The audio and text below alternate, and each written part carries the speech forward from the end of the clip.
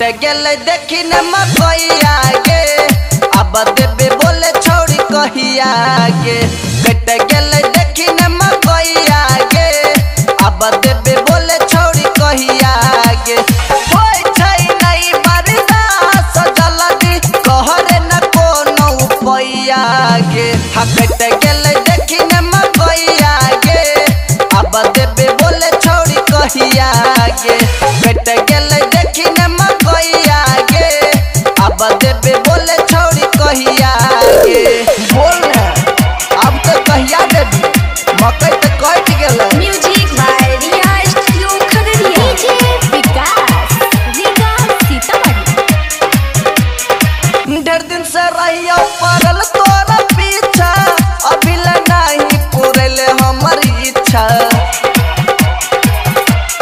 ढेर दिन से रहियो पड़ल तोरा पीछा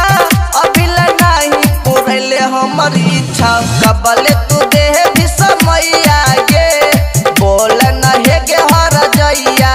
गे हजैया से भेलौ तोहरा से भेट नाही चिखैले मिठैया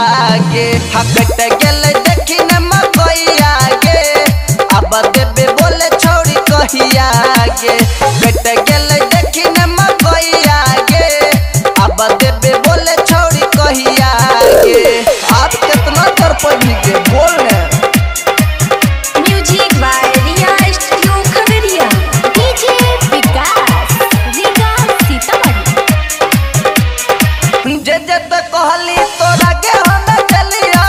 अभी ले साथ में कुछो न करलियो हाँ जे तो कहली तोरा गे हम चलियो अभी ले साथ में कुछो न करलियो चल तो अपन मरैया गे वही जे करबैला रैया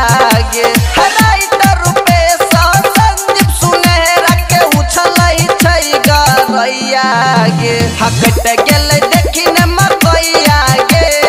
अब देबे बोले छोड़ी कहिया गे कट गेल देखी न मकैया गे अब देबे बोले छोड़ी कहिया गे